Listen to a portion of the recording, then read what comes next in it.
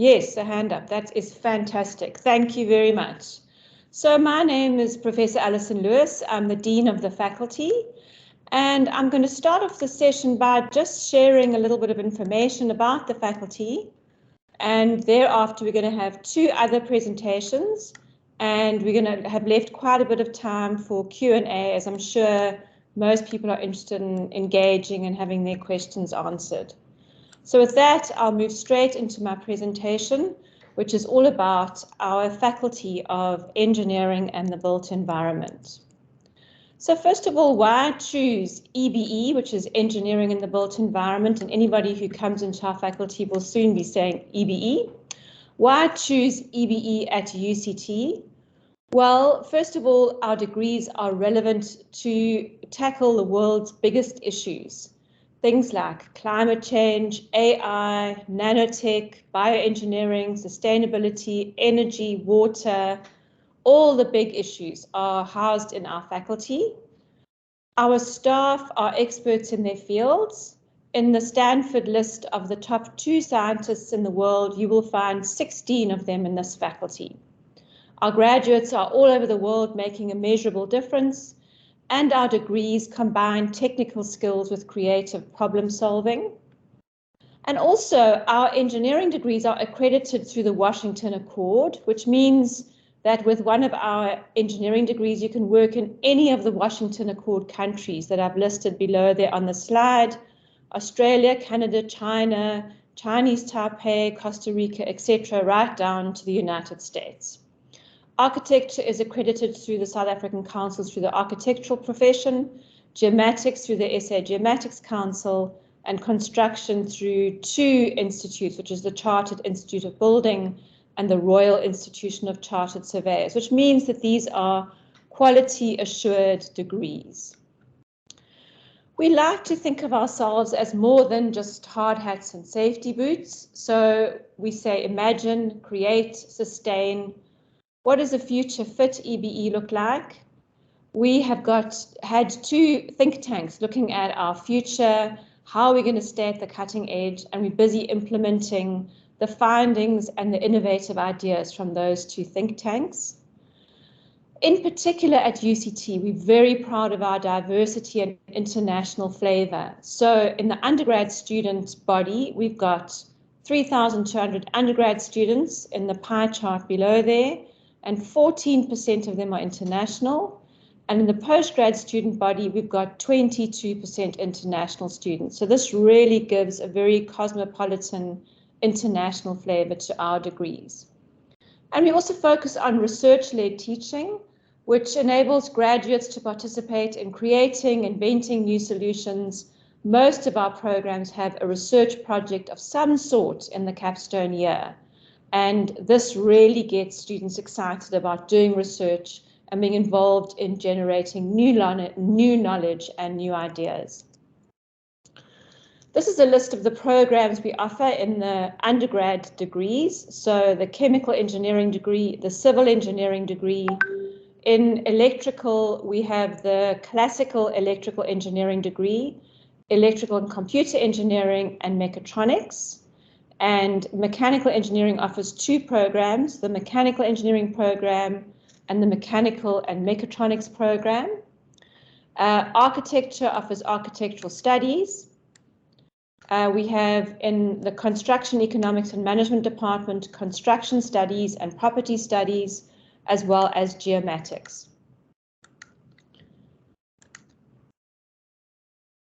If you look at our first year class sizes, I want to draw your attention here because you'll see that the classes are pretty big, probably compared to school class sizes. So chemical, civil, and electrical have the biggest classes of about 118 to 120 students, followed by mechanical and construction, and then the smaller programs are architectural studies and geomatics. We're very proud of the support that we offer our students and the faculty, and this is just a list of some of the support that we offer. We have a program called Aspect for engineering, which means that you can make your 4-year engineering program into a planned 5-year program if you want to spread out the load a little bit. We also have an academic development lecturer housed in every single department in the faculty, and their job is to do research into engineering education, as well as to apply their knowledge to the development of the academics and the students in the faculty. We have first-year student advisors, so these are academics in each department who get allocated to the first-year students, so they can always go to an academic and ask for curriculum or academic advice. And at the same time, we have a tutoring system with mentors, which are older students who put their time and energy into helping the first-year students. And lastly, we have a dedicated counselling service run in the faculty, and our faculty psychologist does much more than just one-on-one sessions. She also runs groups and all sorts of support services for students. You might want to ask, what about my graduate employment prospects? Well, these are our statistics for our graduating class of 2022, and they were collected 3 months after the class, after December, so after the end of their final year. 51% of them were employed, 24% were pursuing further studies, 20% still looking for employment, and 2% self-employed. The large majority of them were employed in South Africa, and the time frame is that graduates typically secure employment within 3 to 4 months after graduation. And in fact, most of our graduates have a job or a plan by the time they graduate. Thank you very much for your attention. What we're going to do is we'll do questions after. We've got 2 talks scheduled for you, so we'll do the 2 talks, both by, one is by a first-year CEM student, Terry Nkosi, and then by Obakang Jona, who's an alumnus and lecturer in the Department of Chemical Engineering. And in our pre-briefing, we decided that Obakang was going to answer all the questions because he knows exactly what's going on. So with that, I'm going to hand over to you, Terry. Are you ready to take over?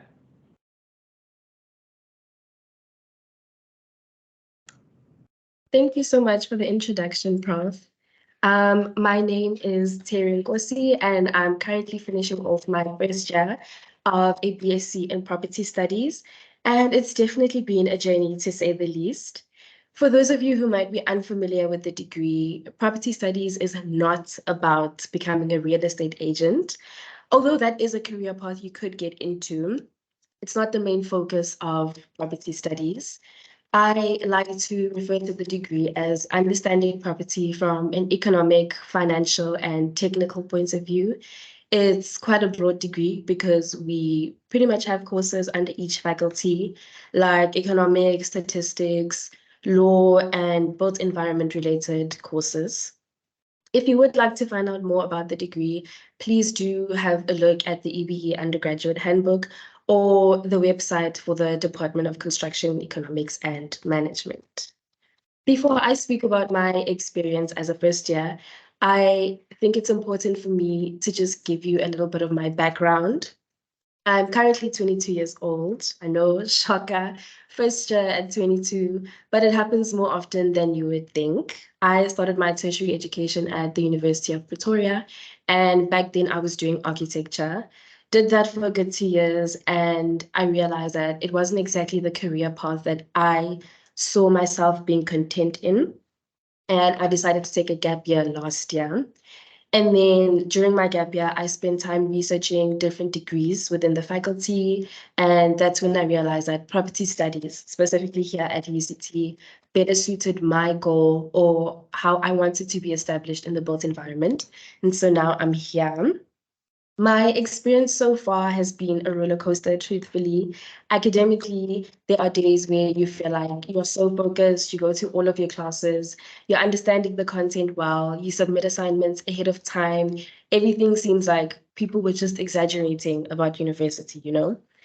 But then somewhere down the line, you start feeling like the content or the workload is maybe getting a bit hectic and you feel like you never have enough time to get things done, or sometimes you may feel like you're getting left behind because you tend to compare your results or your way of thinking or even just your pace to everyone else's. But the fact remains that university is hard, but it's not impossible. I came to UCT with some expectations and a bit of university background, but it's also different from what I expected. There are so many new faces, new content, new places to explore, new living situations to get used to. Nobody prepared me for the strikes, the jammy experiences, the unexpected friendships, and the freedom.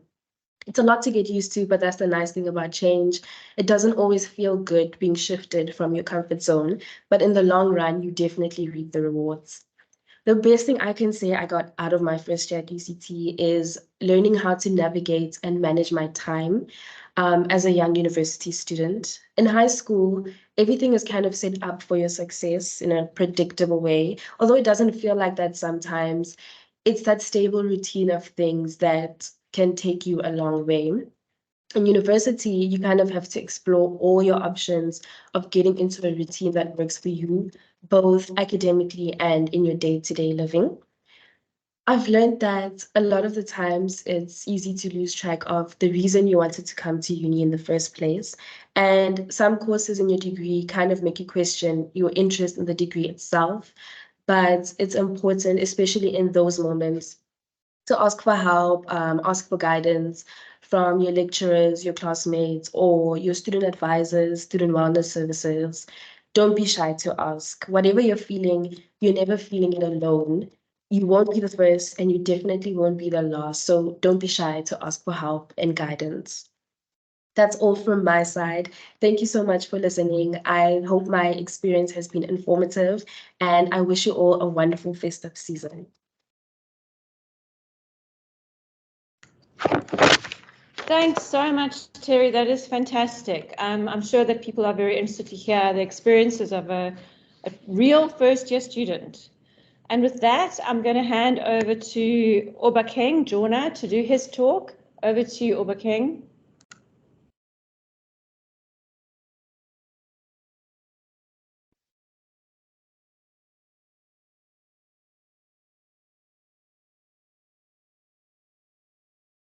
Thank you so much, Prof. Can you see me? Am I audible? Yes, I can see you and we can hear your audio. Go for it. Thank you so much for this opportunity. And, I'm taken back to about 10, 11 years ago when I was still a matriculant and I was in your guys' shoes. And there were so many questions that I had to answer and I was asking myself. And they're all related to my career path, what it is that I want to get out of life and what it is that I intended to study. So my journey is slightly different in that I've made a full circle, so to say. And with that, currently I'm a lecturer and academic in the Faculty of Engineering and the Built Environment.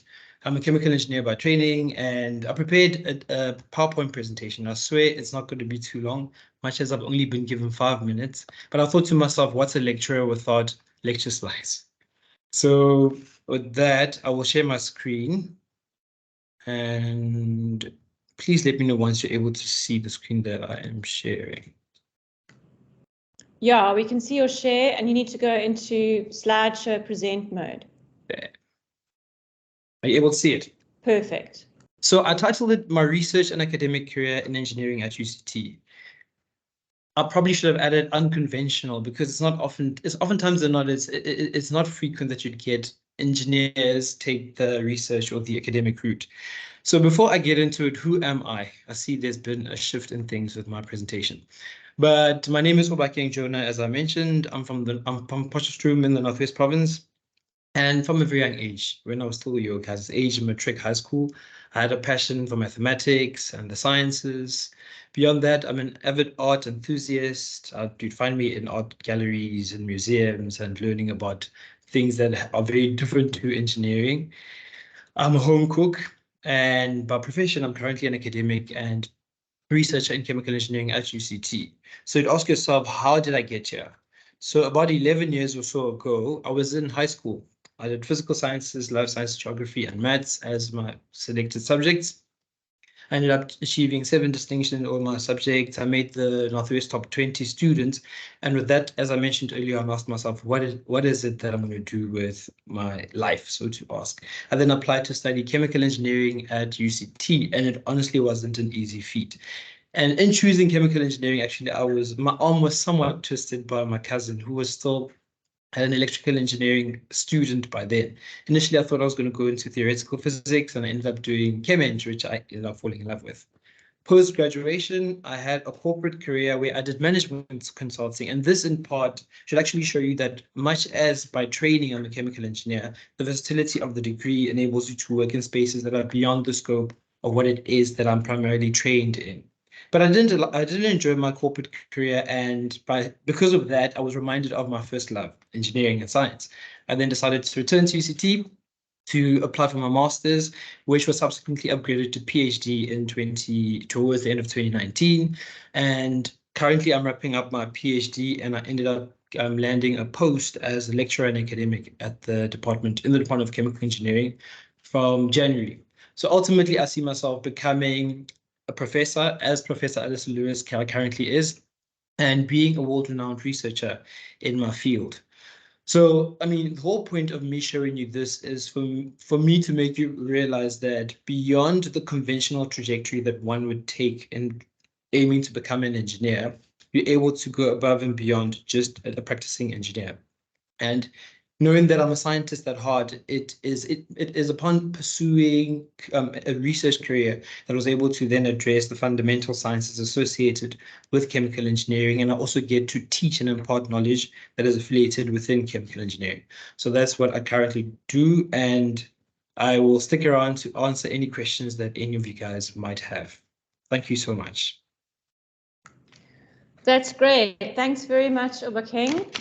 I see that Dinza is going to talk to us now, so over to you. This is Dinza Chitangoni, who's a first-year mechanical engineering student. Is he there with you, or is he online? He should be online. Okay, Dinza, over to you.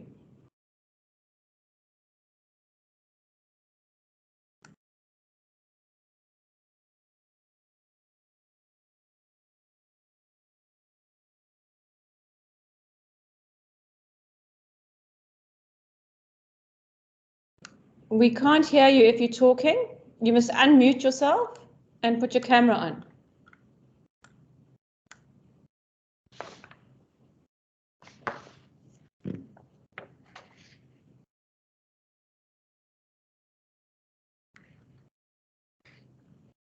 I think, listen, I think he's just having some technical issues. I think let's move on, and then if ICTS is able to assist him on it, and then we'll come back again. Excellent. Okay, so let's go for some questions while Dinza is sorting out his technical problems. If you want to ask a question, there are actually two ways you can do it. You can raise your hand, and then I'll give you an order to speak in, and you can unmute yourself and speak. Or if you prefer to put your question in the chat, we'll deal with the chat after we've dealt with the verbal questions. So anybody with a question, just raise your MS Teams hand, your little yellow hand, and we'll take your question. Okay, let's see who this is. Kumar Aditya, over to you. Don't forget to unmute yourself.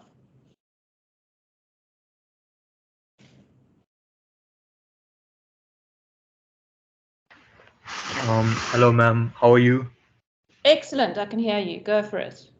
Good. I just wanted to know, so I would like to study computer engineering and electrical engineering at UCT. So I just wanted to ask what the opportunities are, if there are any, for exchange programs. Are you talking about exchange programs while you're doing your degree, or as a postgrad? While I'm doing my degree, and particularly internationally. So our exchange programs are not very well developed because the engineering degrees are very intense, and mostly people choose to go overseas during their postgrad. However, there are some opportunities through a program called Semester Study Abroad. And what you would do then is you identify a university that you want to go and visit, and we would evaluate the equivalence of their programs to our programs. And then for that semester, you would go to that university and earn the credits for that degree. So the summary of the answer is not enormous opportunities because, as I said, the EBE programs are pretty intensive. But if you really want to go overseas and you have a particular university in mind, then we do have the facility for that. Thanks for your question. Any other questions?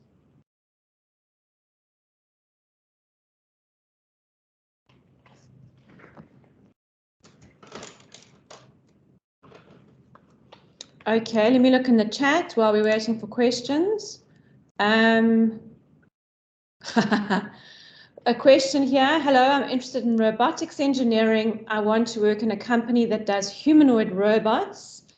If I come to UCT, will it be worth it? Well, all I can say is you need to look at the robotics research group in the electrical engineering department and have a look at what they're doing. They are doing interesting and fascinating stuff there. And I think that, well, I'm pretty biased, but I think it's worth it. And you definitely, with the skills you learn here, can work in a range of situations, including a very computer software orientated, through embedded systems, right through robotics. I'll take another question, then I'm going to go to Zena, who is now sorted and ready with these issues. What kind of degree is suitable for one who wants to do real estate? The closest we offer to that is property studies, but as Terry said, it's not a real estate agency degree. It gives you much more about the finances, the economics, and the big picture of property than just real estate agency. And I recommend that you also look on our website where there's a lot of information about what is the content of that property studies degree. Okay, so let's go over to you, Zena. Are you ready to give your chat? Yes, I am. Excellent, and we can hear you as well. So let me introduce. Maybe, Zena, you can introduce yourself and tell us about yourself on your mobile device. Well done. Okay. Yeah. Hi everyone.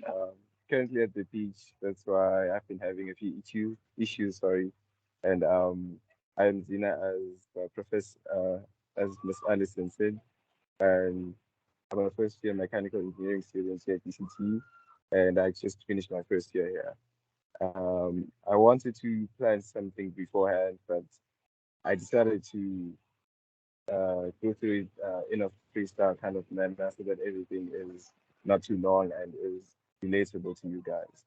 Because I know how it gets when you have those sort of things that look formal. I would say my experience here is, let me start from the beginning. I'm I'm from Limpopo, and at the beginning of the year, I passed my matric very well, and I was very excited and happy, ecstatic at the least that I got accepted here at GCT for my first choice, which is mechanical engineering. And I came here. A week was a very fun time. I would encourage you guys, all of you guys, to participate in all week activities. And after that, there were people I met everywhere. They were saying courses are harder here, but then I had always been hearing the same thing in high school. So I just decided to brush it off and then went into lectures when they started. Everything was fine, the content was fine, and then I went through everything. I did have a few rough patches here and there, and what I can say is it's been a unique experience. I've had good times and I've also had bad times. Um, all I can say is you come to ECT and you'll be offered the most unique experience here. You'll be offered very unique and diverse resources, and you also have a lot of people from different places, different ethnicities, different cultures who you shouldn't exactly view them as your competition, but view them as people who can assist you in the degree you're pursuing. And so all I can say for now is, yeah, that has generally been my experience, and gained a lot of I've also gained a lot of skill sets that I never thought I would have gained. I got to be the class rep, and I'm also now a part of the EBE Student Council. So those are some of the leadership roles that I've taken here that I never thought I would ever taken before. So coming to ECT, coming to varsity will definitely be a unique experience to each individual, and coming to ECT will be the best choice you ever made. I think that's all I can say. Thank you. That's fabulous, Dina. Thank you very much. I presume you finished your exams, otherwise you wouldn't be at the beach, but it looks very nice there, I have to say. Thanks a lot. Let me go back to a couple of the questions. The one question is, I think this is quite an important question to be clear on. The university has offered me to study property studies, but my first choice is mechanical engineering. I would like if it would be possible to change to know if it would be possible to change to mechanical engineering. So if you apply for one program and you want to move to another, you have to be sure that you satisfy the requirements for the program you want to move to. So the requirements for mechanical engineering are actually higher than those for property studies. But if you satisfy them, then you can contact the faculty office and ask for your application to be moved. If you don't satisfy them, then you won't be eligible for a place in the new program of your choice. So that's quite important to know. It's not just a mix and match within the faculty. The other question I have here is, I noticed that mechatronics is very heavy on robotics, something that I'm interested in, but I'm not really fond of the mechanics in the mechatronics program. So would I be able to delve deeply into the computer science, AI, and electronics part of robotics if I choose ECE as my major? Will I still have robotics practicals as an ECE major? So what I want to show you here is a document which is available on the web, and I really encourage you to have a look at it if you want to ask these kind of detailed questions about the programs. So it's called the EBE Undergrad Handbook, and Justin, won't you put a link to this in the chat? And you'll see here what I'm looking at as an example is the Bachelor of Science in Electrical and Computer Engineering 4-year curriculum. This is the ECE that the question is asking about. And here you can see every single course that's done in that program. And for example, here, in my second year, I'm doing mechanics, yes, 16 credits, power engineering, signals and systems, etc. And here are my third year courses. And what you can do is you can look up, for example, I want to see what this course is all about, electronic devices and circuits. I can't seem to do that, and I can just do this.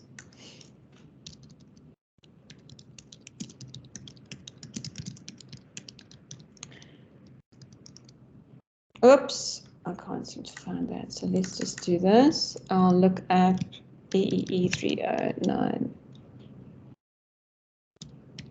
309F. So now what I can do is I can look up the actual details of that course. And here you'll see the convener, the entry requirements, and exactly what the course is all about. Every topic that's covered in the course. So to me, this is the place to look if you want to really understand the details of the program that you're after.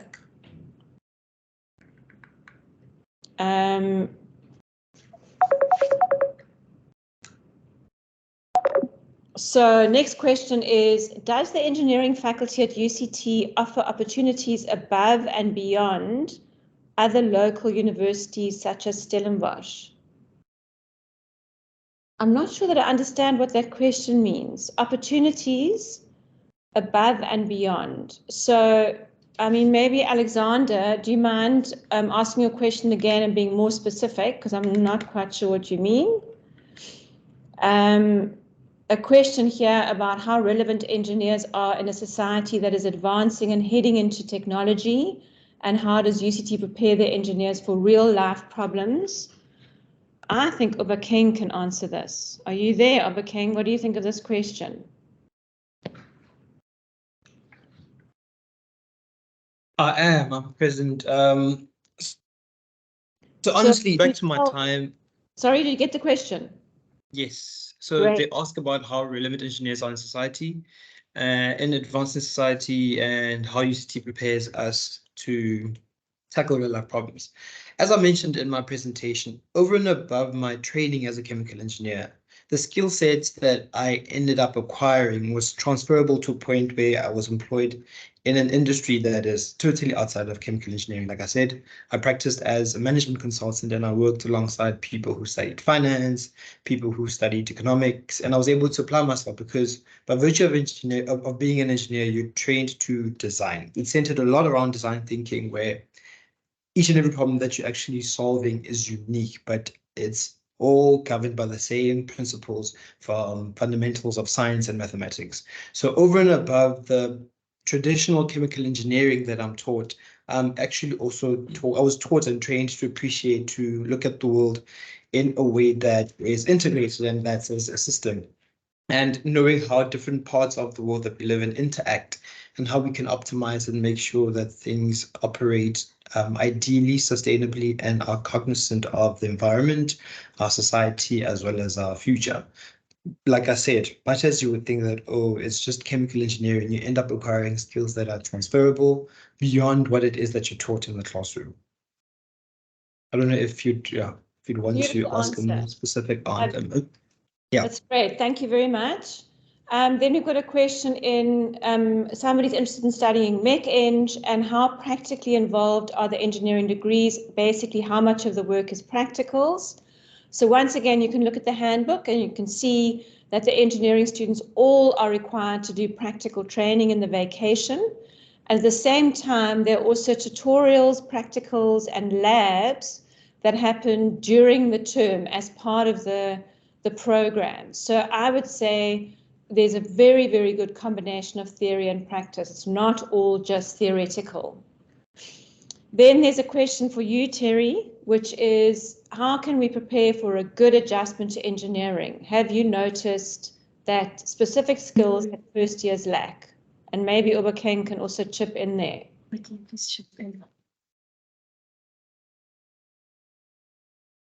So I can start off by virtue of having lectured this year, the transition between learning and teaching or being a student in high school into engineering education, like I said, is that in high school, you're taught to answer questions that say, this is how the exam would be. The analogy that I always make to people is that in the classroom as the lecturer, I would stand before you, and then I would say, this is a saw. With a saw, we use a saw to cut a piece of wood. This is a hammer to push in nails. In the class test or exam, I'm not going to ask you what is the function of a hammer or what is the function of a saw. I'll ask you to build a table with the understanding and expectations that you're able to apply the tools that I had taught you to use. So it's having to learn how to apply concepts more than to just swallow and regurgitate, as is the case, honestly, in high school. So that's one thing that I feel students struggle with, especially in the first 2 years of engineering education, where you have to dismantle and you learn how to interrogate concepts and problems. And in so doing, you polish what's known as your engineering judgment. And over time, it becomes mature and you become what's called a seasoned engineer. And the second part of the question, what was asked? I forget. Have you noticed specific skills that first years lack? I think group work. The reality is, as an engineer, you'll never work by yourself in industry. So you end up interacting with people who are from different backgrounds as you, people who look, sound, and have different preferences, and have a totally different outlook on life as you. So interpersonal skills is, coming from high school, you would think that you're the best thing that's ever happened to UCT because you're coming with a truckload of distinctions from matric. We know that that's all of you guys, because you wouldn't want to be studying engineering if you were in the dark scholar and in your school. So having to understand that you're part of a team, and as Terry mentioned, that they're not your competitors, they end up being your colleagues. So having to learn to work together to solve an engineering problem and concept is one skill that I think first years especially struggle with. Yes, I don't know if Terry would want to add more to what I've pointed out. I completely agree with everything that Obakeng has pointed out, but I think one thing that I also struggled with is researching.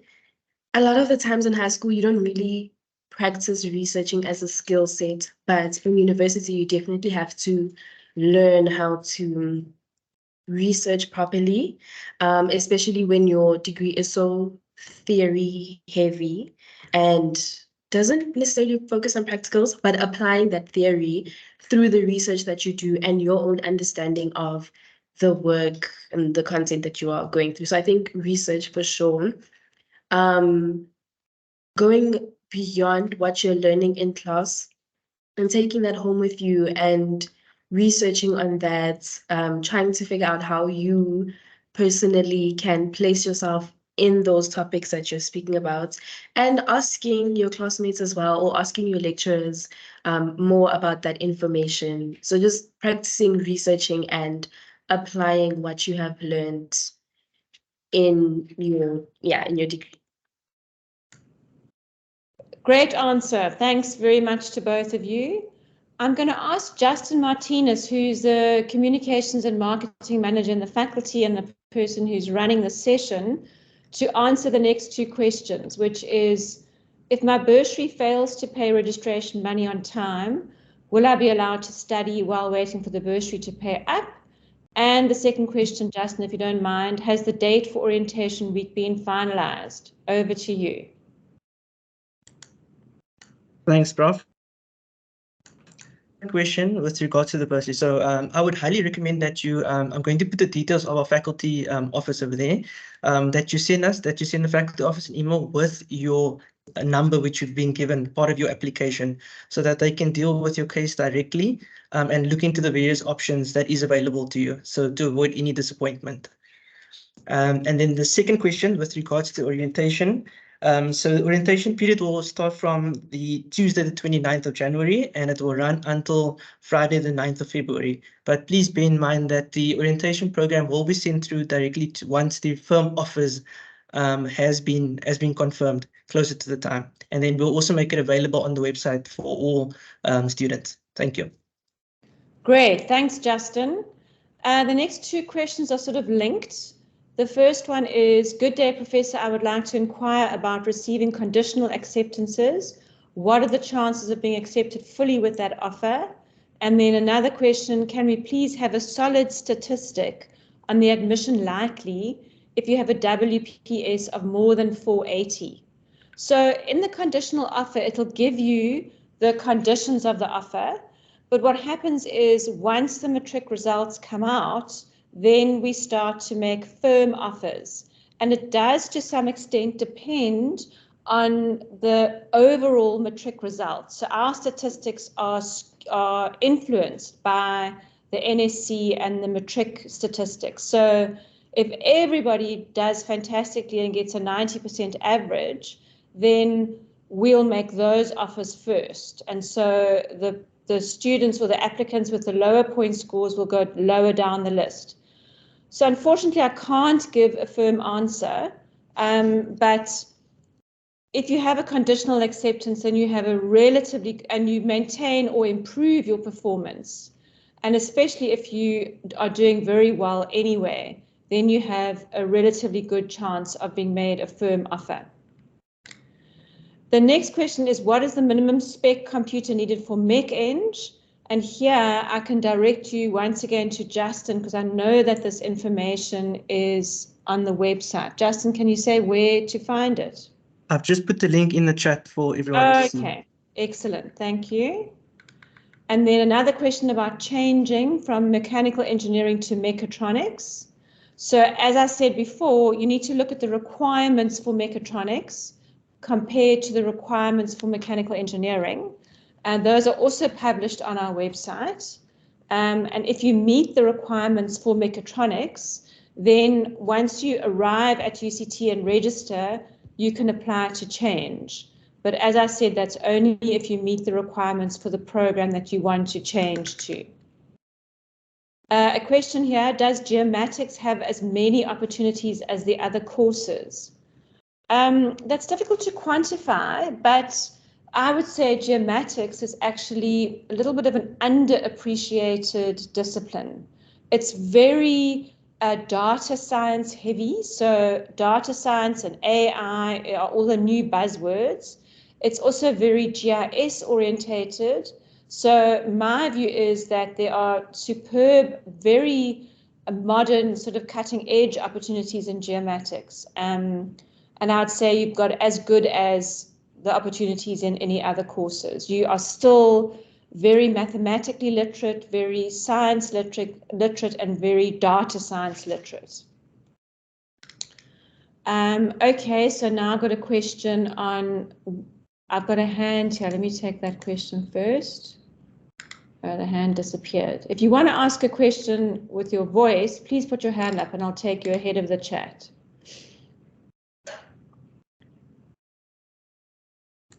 Okay, let me go back to the chat, but feel free to put your hand up at any time. There, I see a hand. Okay, Tumiso, over to you and your question. Good day, Prof. So I have a bit of a long question here. I was just saying sorry if it's a bit too long.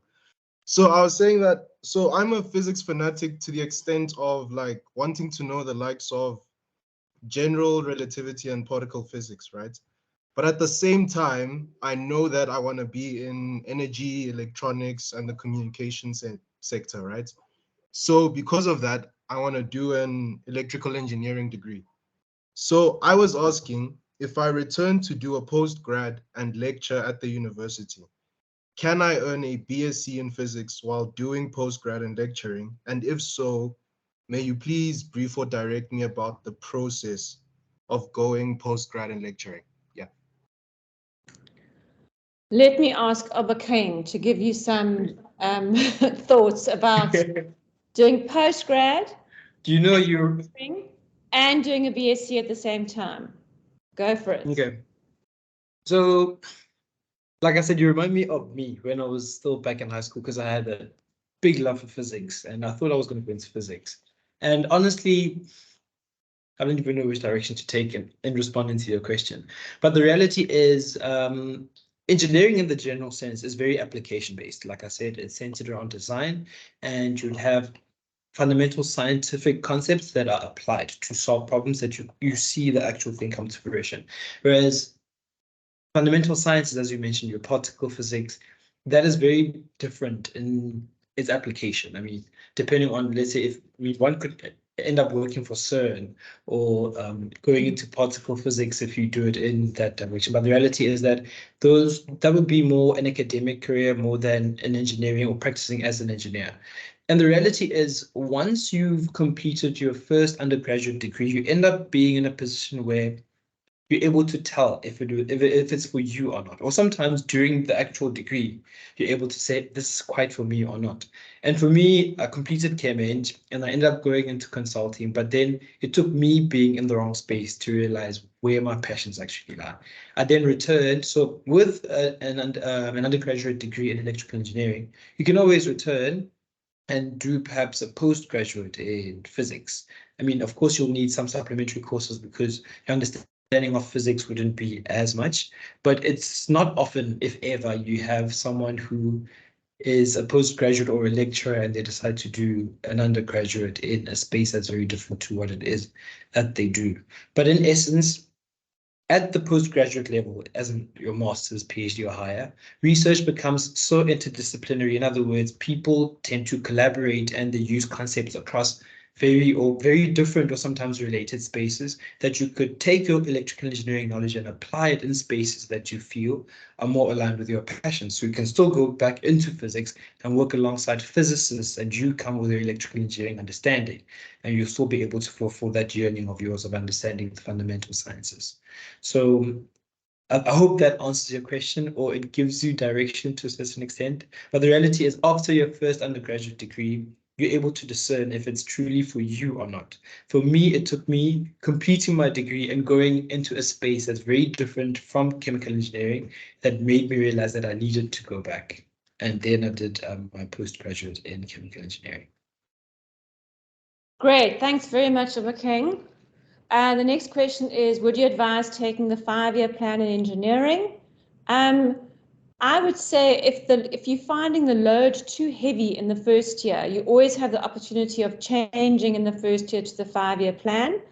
And the advantages of the 5-year plan are that it's a structured way of spreading your load, as opposed to taking the full load, not managing, failing courses out of sync, and then struggling to fit everything in. The 5-year plan is actually a planned lighter load degree.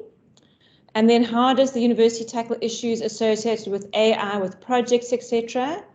We're busy grappling with that right now. I must say I've actually just had a whole lot of projects which I could see were written by AI. And so this is an ongoing discussion and something we're working out as we go along. But most of the time in engineering, you won't get away with just asking AI to do it for you. The complexity of what we do and the specificity of what we're doing, AI is not quite ready for that yet. And the flip side of that is there's somebody called Scott Galloway from University of California, and he writes a lot about future thinking and about AI. And one of his points of view is he says, you mustn't be frightened that AI is going to take your job. It's somebody who knows how to use AI that will take your job.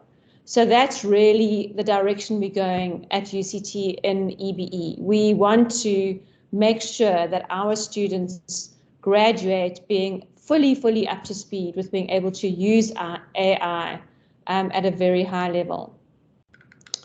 Then there's a question about specific laptop requirements, and I would once again direct you to the website where we give you the specific specs of the laptops that are needed. This question wants to know a little bit more specifically, in order to interact with software associated with engineering degrees, especially for design. So the specs we give for the laptop are enough for you to complete the degree using that laptop. Sometimes we have proprietary software, and then you either get a VPN link that will link you into the software on the cloud, or otherwise we have computer labs where you can go to the labs and use the software in the labs. Then a question around seeing that maths and physics is really important for engineering. Why aren't our maths and physics marks doubled like the science faculty?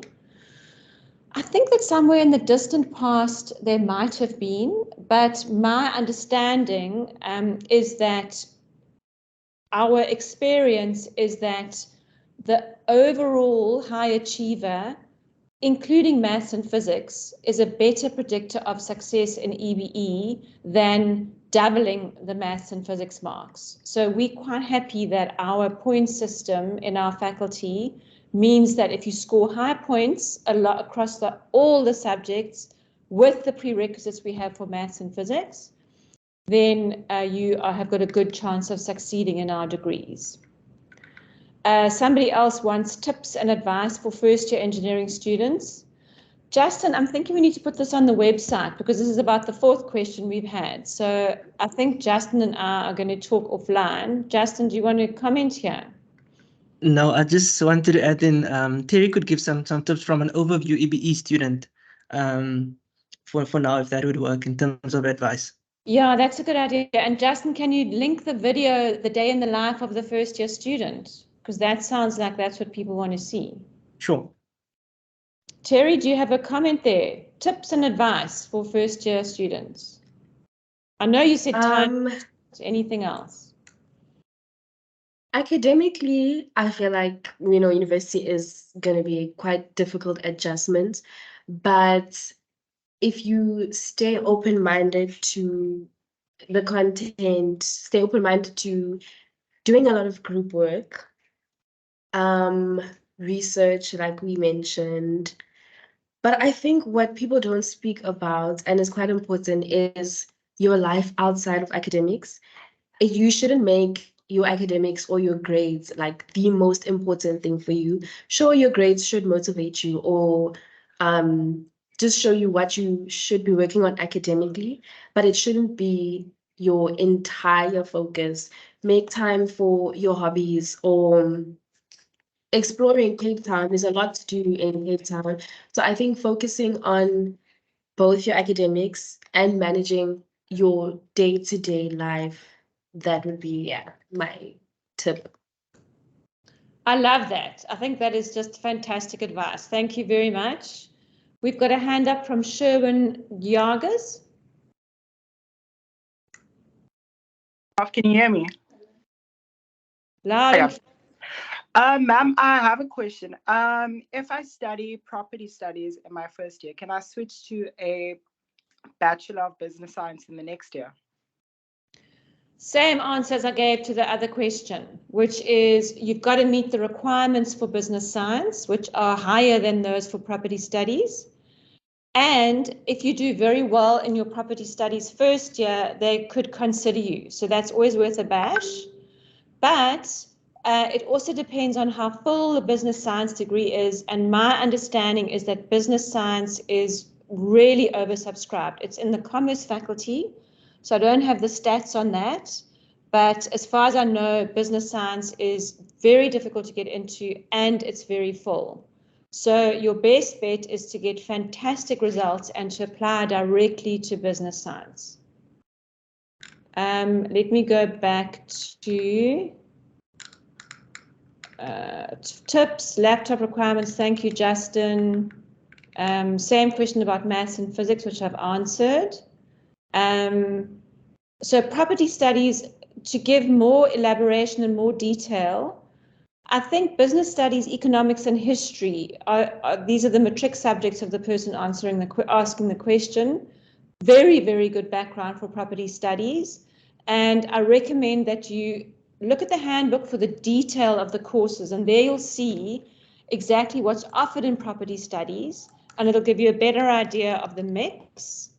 And go on our website. There are really good resources on our website to help you to understand exactly what it's all about. So that's probably the best answer I can give you now. Regarding the first year curriculum, will the first years get the feel of the all-round built-in engineering courses as a whole and then branch out in second year? Or do we strictly jump straight into the courses we choose to study in the first year? So that's different depending on which program you're in. If you start in electrical engineering, the first 2 years are the same, and you can branch out to one of the streams after that. But Chem-Eng, for example, if you start in first year in Chem-Eng, you do a Chem-Eng specific first year, a Civil Eng specific first year. So you are sort of specializing right from the first year. And I know some other universities don't do it like that. They do the general first year and then you specialize after that, but that's not what we do at UCT.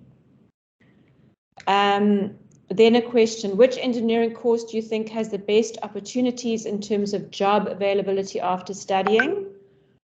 Justin, do you have a thought about that?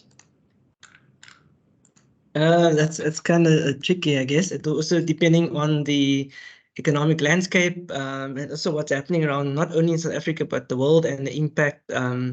So yeah, I can't confirm in terms of exactly this course and this program is going to guarantee you one of the best jobs in engineering.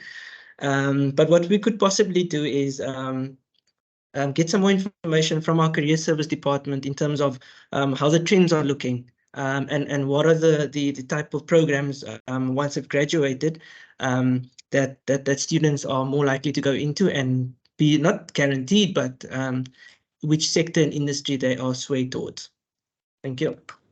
However, I can also add something to that, which is an engineering degree or one of our EBE degrees is a very, very good indicator of getting a job across all the sectors. These are graduates who are very literate, very, very marketable. And I think especially if you set about early on attending the careers fairs, going to the networking sessions, making yourself known, then I would say you have a very, very good opportunity for jobs. And that's part of the reason a lot of people do our degrees.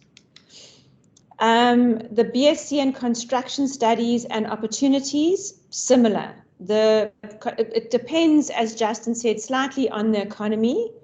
But in general, our properties and construction studies students are pretty well off in terms of employment. And then it's not compulsory to do honours after finishing your third year undergrad. You can go straight with your third year undergrad and you will have a marketable degree. Obakeng, one of our guests, wants to know about moving from Potch to Cape Town. And what about the workload in uni compared to high school? Sure. So, I mean, Potch, those of you, as I mentioned, those of you who might not know Potchefstroom, it's a small town in the northwest. It's very different to Cape Town, where literally almost everyone knows each other and there's only one mall, one cinema. And then all of a sudden I was brought to this big city. So socially, it's very different in that, like I mentioned, which is an advantage actually. Coming to UCT, you're exposed to people who come from all walks of life, and not only in South Africa, but from all over the world, right? So you get to learn about many different cultures, different ways of life, based on the different people that you'll be interacting with. So I found that to be great. It definitely was somewhat difficult because it's the transition from high school into university is that it's almost the first time where you realize that you're an adult and your life is in your hands. Back in high school, you're given a timetable, and okay, much as in university, you also have a timetable, but you're not going to have your guardians or your parents waking you up and making sure that you're up on time to go to school. Once you're here, you're an adult, and literally, it's all your responsibility, from getting ready for lectures. For what's important is forming a solid group of friends who are diligent, and you guys all need to be focused and motivate each other. And I would also advise that you make friends with people in your class, because as Terry mentioned earlier on, they're not your competitors. You guys should treat each other as colleagues, trying to tackle engineering together. Because in real life, once you practice as an engineer, you'll never be working on a problem by yourself. You'll always be part of a greater team. So I think it was advantage as much as it was the transition from a small town to a big city, being exposed to all different sorts of cultures, people from literally around the world. I've got friends from everywhere right now by virtue of having chosen to come to study at UCT. And was it difficult? Of course it was difficult. I mean, but I always tell my first years that by virtue of you being here, it means that you demonstrated that you have the potential to complete the degree, or to, but being able to be accepted into the program. You likely got your distinction for maths and physical sciences, and then the ball becomes in your court, where, like I say, you need to practice diligence. Chances are the majority of you're finding high school to be really easy, but it's quite a step up from matric to first year. So you will find it challenging to a certain extent, and you just need to do your part. But in the same vein, as Terry pointed out, you need to live a holistic life where you don't neglect your hobbies and you have a life outside of your academics. But if you work diligently, you should be fine. You're accepted into the program because you're talented enough to conquer the program. So that's my piece of advice. Beautiful. Thanks very much, Oba King. We're right at the end of our session, but somebody's put their hand up, and I did promise to take the hands first. So Shikom Borero, I'm going to take your question last. And the remaining questions that are in the chat, Justin, won't you put the link to the contact email for the EBE faculty? And these people who are still in the chat with questions we haven't answered yet are invited to mail that address, and we'll answer you directly via email. So let's just take our last question, Chikomborero, and then we're going to close. Over to you. Hello, ma'am. So I'd just like to ask, there is a huge range for how much the courses cost, because we don't actually know how much it will cost for your specific one. So I'd like to know, when will that be available after you've put down the down payment, because the bursary wants to know how much it's gonna fund. So that will be in the 2024 handbook, which is not available yet, but you probably could make an estimate of the cost plus an escalation to account for inflation. So can I ask that you also email the email address that Justin's going to put into the chat? Because I'd like to do a little bit of research and give you a good answer to that question, because you do need to be able to tell your bursary company or your bursar the right information about paying your fees. Okay, ma'am. No, thank you. Okay, so thank you, Justin. I see he's put in the chat, it's ebefaculty@uct.ac.za. Include your applicant number in the email, and we'll do our best to answer your questions. You're also welcome to email us to give us feedback on the session. It's the first time we've done a session like this. If you found it useful, please let us know. If you found it not useful, we'd like to know what we can do better next time. Do you want more talks? Do you want more videos? Do you want more students? What would you like that would make it helpful? But for those of you who participated, thank you so much. It was really nice to have such a full house. And to Justin, Terry, Zina, and Obakeng, you were just fantastic. Thank you very, very much. And I hope that I'm going to meet you all at UCT EBE faculty at the beginning of next year. Enjoy the rest of your evening, and thank you very much.